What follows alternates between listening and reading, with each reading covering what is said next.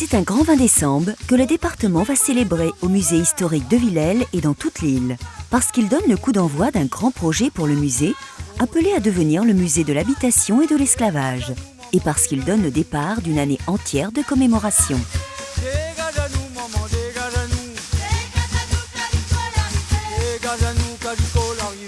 Nous allons rassembler ici, d'abord bien sûr des enfants de nos écoles, de nos collèges, de nos lycées, mais aussi le monde sportif, le monde culturel, le monde scientifique.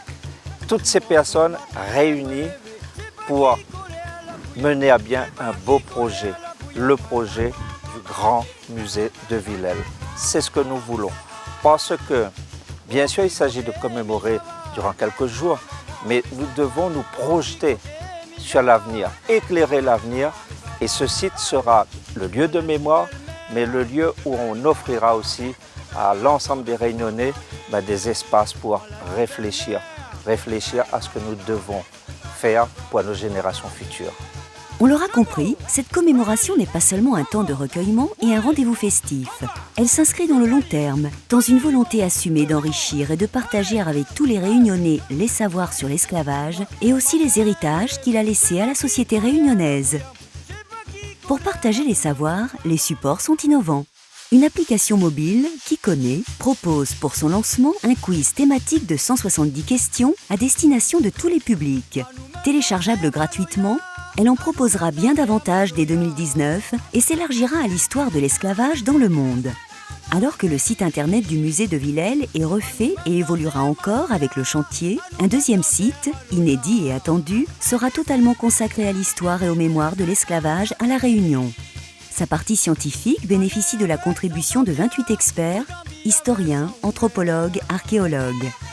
Le site propose des images anciennes, des bibliographies, une filmographie. On trouvera notamment des documentaires dans la partie mémorielle et culturelle qui explorent les œuvres inspirées par l'esclavage sous le regard de plusieurs artistes, d'Axel Gauvin à Daniel Vaxelaire, d'Emmanuel Jeanvrin à Françoise Guimbert. Un espace de parole est aussi donné aux associations de promotion de la part africaine de notre île. En ligne également, les indispensables sur l'esclavage, avec notamment 100 documents, 50 images, 2 romans et 2 expositions, le tout en accès libre et gratuit pour ceux qui ont besoin d'aller à l'essentiel, comme les écoles, les médiathèques, les associations, les communes.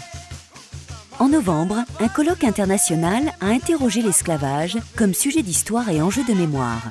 En décembre, un cycle de conférences démarre avec un spécialiste mondial de la question à la bibliothèque départementale. Pour les 4 courses pédestres dédiées à cette histoire, des artistes et artisans d'art ont créé des trophées de la liberté.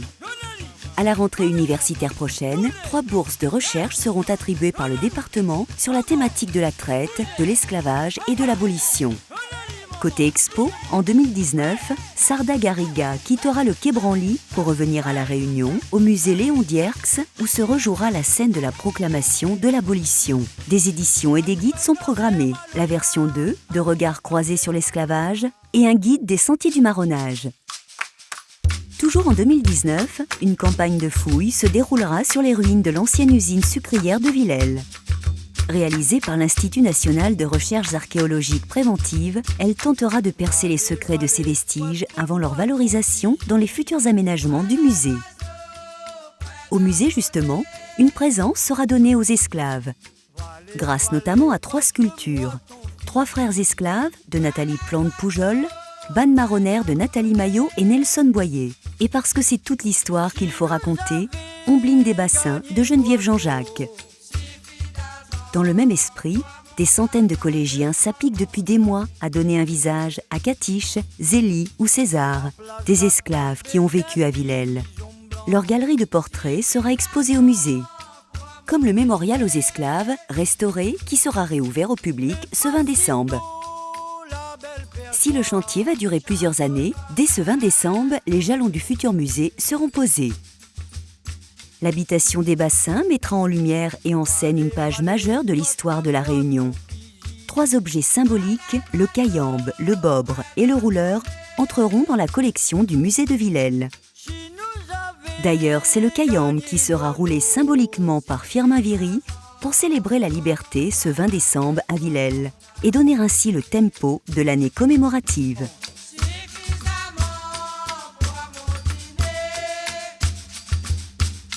Mais pas sitôt la belle perçoit